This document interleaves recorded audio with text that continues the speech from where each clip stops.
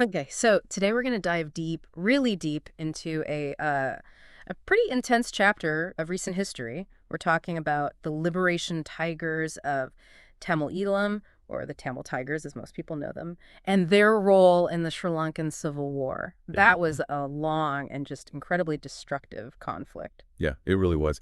And to get a handle on all of this, for this deep dive, we put together a lot of different sources, news reports, Wikipedia entries. Those kind of give us like the basic facts. Yeah. But we also have these like really in-depth reports from groups like Human Rights Watch and Amnesty International. Right, right. So we can see the impact on people, not just the battles and dates. Exactly, the human cost. And we even found some really focused studies on how the Tamil Tigers became so well known for things like suicide bombing. It's chilling stuff. Yeah, for sure. And that's really what we want to do here today, right? We're not trying to like oversimplify this incredibly complicated situation, and we're definitely not picking sides. But we want to try and really dig into what made the LTTE, such a powerful force. Yeah. Where did they come from? What drove them to do the things they did, including those awful tactics, the suicide attacks, using child soldiers. Yeah. And then there's the whole context of the conflict itself, all those allegations of human rights abuses, and, even today, the struggle to find some kind of justice, some accountability for what happened. It's a long road. It is. So to start, like way back at the beginning, what were the initial sparks, the things that led to the LTTE even forming? Well, I think you got to go back to the early 1970s, to some policy changes made by the Sri Lankan government. For the Tamil community, a really big turning point was this thing called standardization. Standardization. Yeah, it basically limited how many Tamil students could get into universities. So this wasn't just like a small tweak to the system. It really hit the Tamil people hard. Oh, absolutely. The Tamil community saw it as a blatant attempt to hold them back. And then it got even worse in 1972 when they added district quotas within each language group. So even within the Tamils, some were favored over others? Right. And again, Tamil students were disproportionately affected. You can imagine the feeling of grievance, of injustice that this created. It's almost like pushing people towards a breaking point. It is, yeah.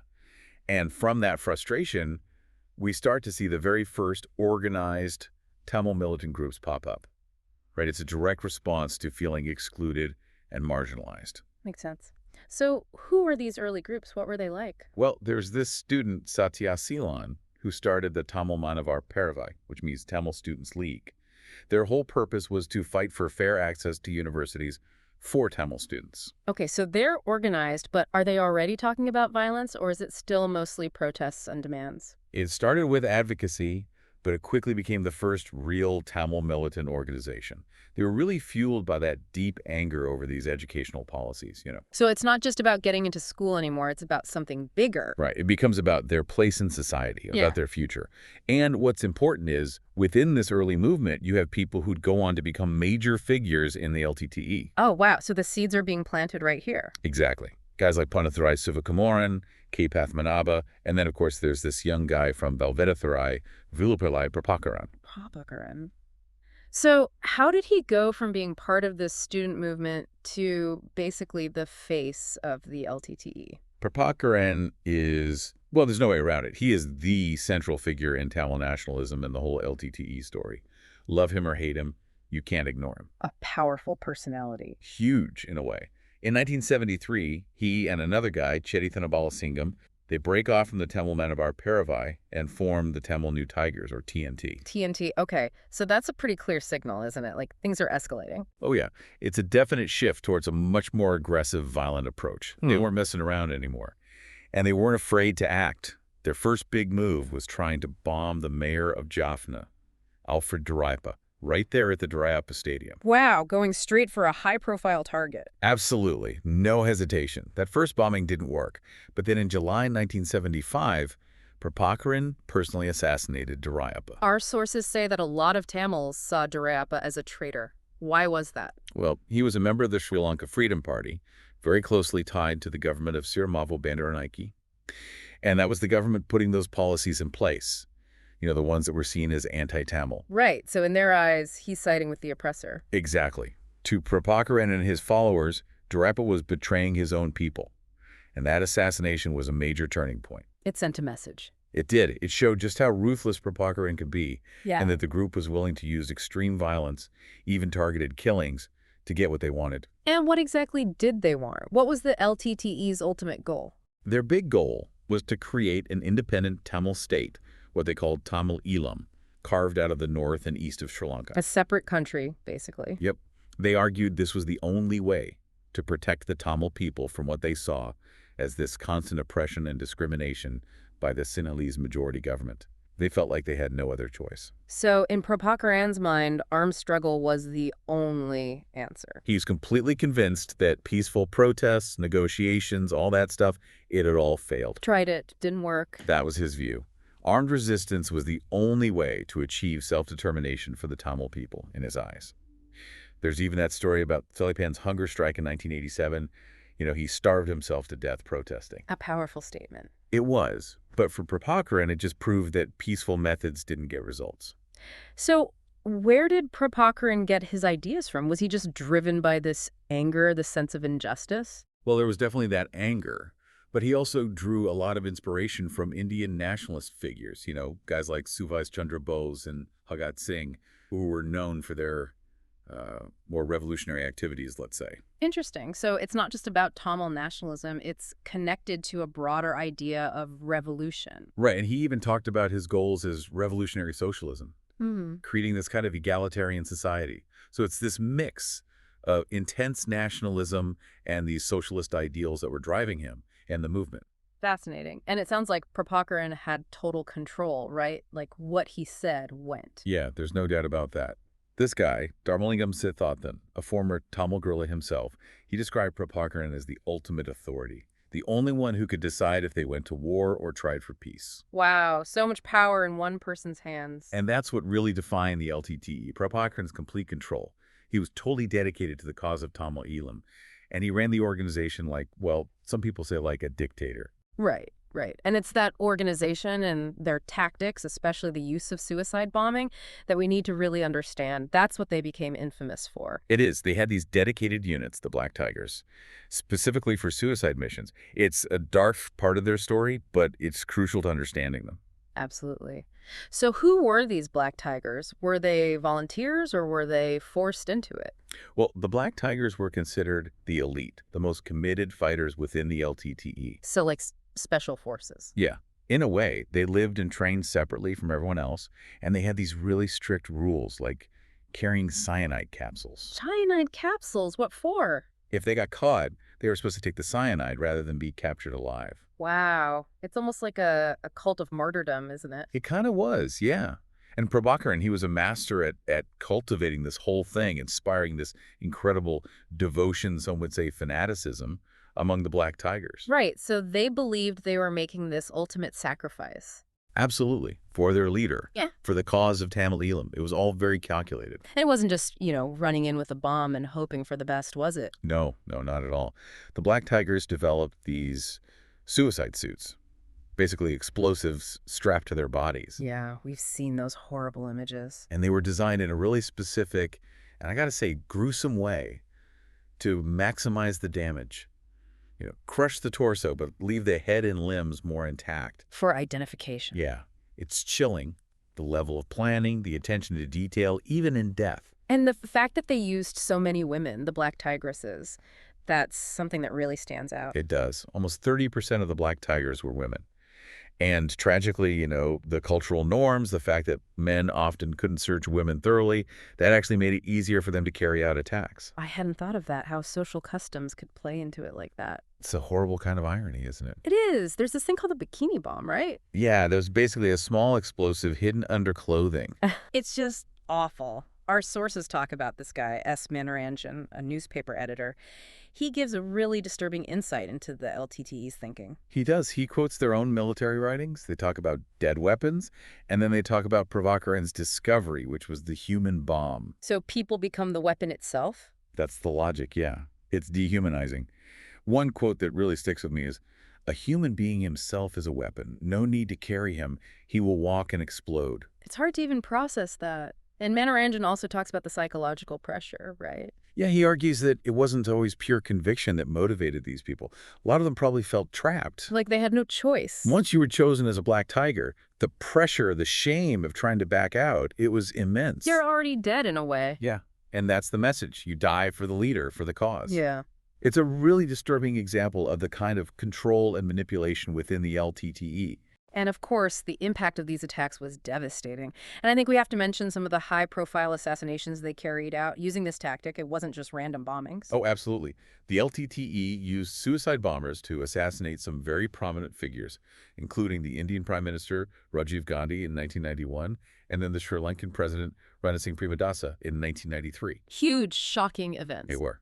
And it showed just how far the LTTE's reach was, how much damage they could do. But it also raises the question, what about the broader impact on civilians? We can't forget about all the other people caught in the middle of this conflict. Right, and unfortunately, the LTTE is accused of some truly awful human rights violations.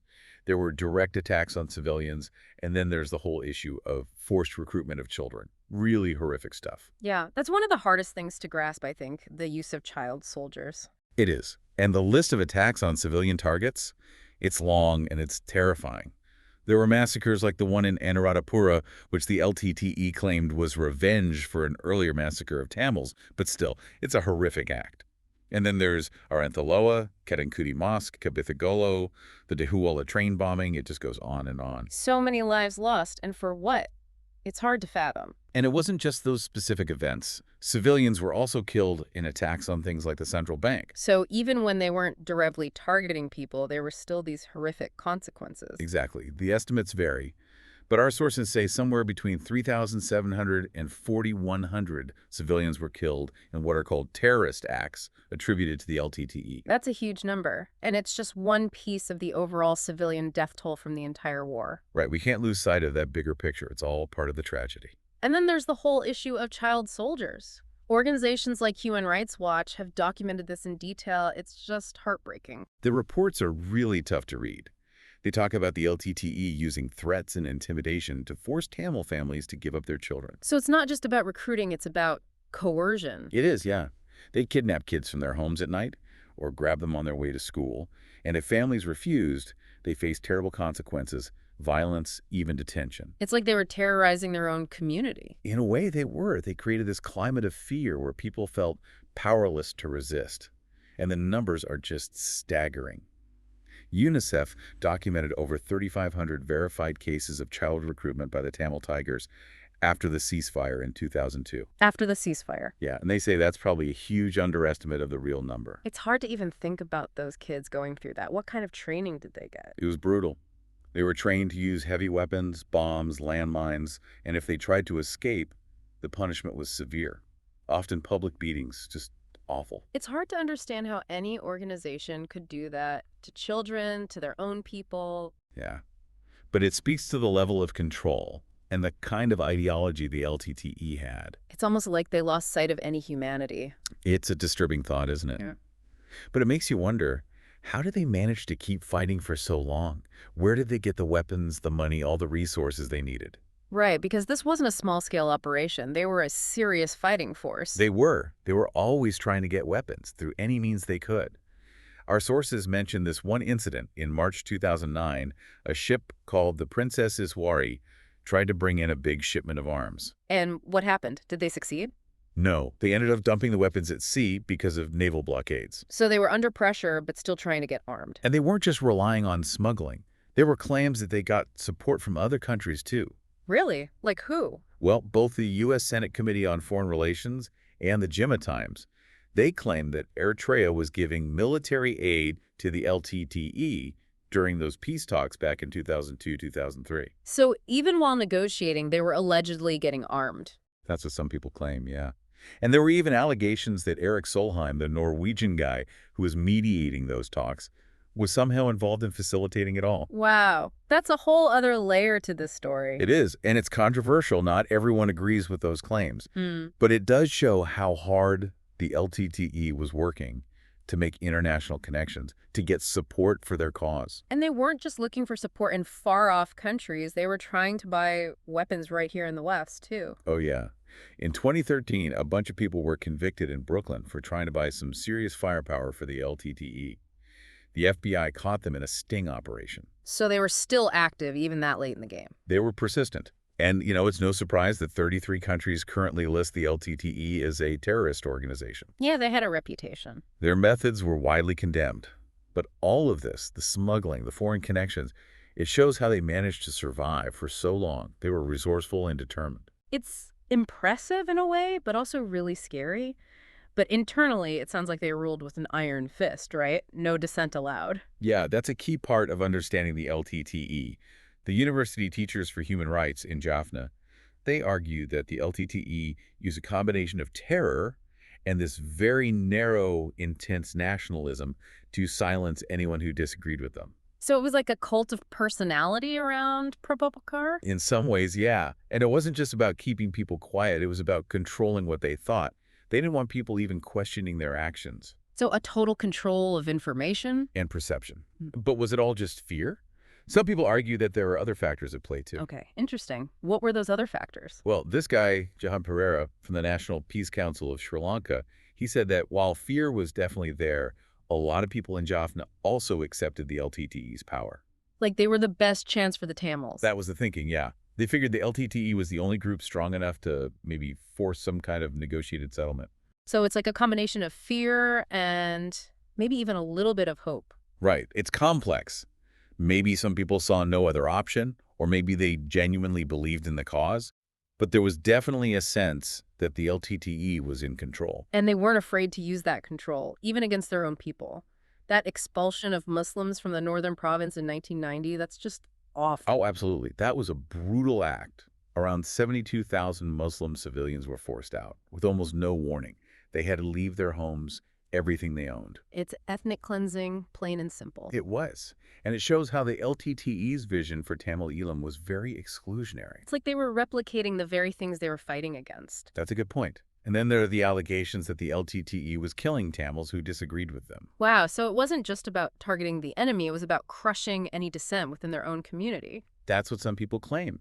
This guy, Rajan Hool, he estimates that the LTTE might have killed something like 8,000 to 20,000 Tamil dissenters or people from rival groups. Those numbers are insane. So much violence within their own community. It's just tragic. But ultimately, this conflict had to end. It did, yeah. How did it finally come to a close? Well, the Sri Lankan Civil War officially ended in May 2009. The government declared victory, and the LTTE, they finally admitted defeat. Prabhakaran himself, he was reported killed on May 18th. So, the leader gone, the movement defeated. The end of an era, but at what cost? That's the big question, isn't it? Yeah. The war was over, but the real reckoning was just beginning. The estimates on the total casualties are all over the place. And there's a lot of controversy, right? Especially about the civilian deaths in those last few months of fighting. Yeah. Some estimates say as many as 40,000 or more civilians might have been killed in that final push. It's a horrifying thought. It is. And then there's a whole issue of accountability. Who's responsible for all the terrible things that happened? Were there war crimes committed? Right, because it wasn't just a clean fight, was it? There were allegations of atrocities on both sides. Exactly. The UN, they found what they call credible allegations, that both the Sri Lankan military and the Tamil Tigers might have committed war crimes and crimes against humanity. So both sides potentially guilty of horrific acts. It's a very sensitive issue, and there's been a lot of debate about how to handle it. The Sri Lankan government, they've always refused to allow a fully independent international investigation. They want to handle it internally. That's their position. They set up their own commission, the Lessons Learned and Reconciliation Commission. But a lot of people, especially in the Tamil community, don't trust it. They see it as biased. Right? They want a truly independent investigation, one that can hold both sides accountable. And internationally, there have been some efforts to push for that. Like what? In 2014, the UN Human Rights Council passed a resolution that basically opened the door for an inquiry into human rights abuses. But the Sri Lankan government has resisted. They prefer domestic investigations, maybe with some international involvement. But the Tamil National Alliance, they're adamant. They want a fully international investigation. So there's still this huge divide over how to achieve justice. There is. And then there's the whole issue of genocide, which is a really heavy topic. Yeah, genocide. That's a very serious accusation. It is. Human Rights Watch, they were one of the first groups to accuse the Sri Lankan government of genocide against the Tamil people. And the Permanent People's Tribunal, they even ruled in 2013 that Sri Lanka was guilty of genocide. They said the U.S. and U.K. were also complicit in certain ways. Wow. So not just the Sri Lankan government, but other countries involved as well. That's what the tribunal found, yeah. These are incredibly serious accusations, and they really underscore the immense suffering that happened during this conflict. Yeah, and the deep scars that remain, even today. It's a sobering thought. It is. And it brings us back to that question we started with. The use of violence, the radicalization, the dehumanization of the enemy. The Tamil Tigers were able to create the human bomb, to convince people to sacrifice themselves for the cause. It's hard to comprehend. It is. Yeah. But it makes you think, how do we prevent this kind of thing from happening again? How do we address these root causes of violence and extremism? What are the lessons we can learn so that history doesn't repeat itself? Those are big questions, and I don't think there are easy answers. But it's something we have to keep asking ourselves as we try to understand and learn from conflicts like this. I agree. Well, this has been a really intense but important deep dive into the story of the LTTE. It's a reminder of the devastating human cost of war and how difficult it can be to find justice and healing in the aftermath. Thanks for joining me for this. Yeah, thanks for having me. And to all our listeners out there, keep thinking, keep questioning, and keep searching for those answers. Absolutely. Until next time.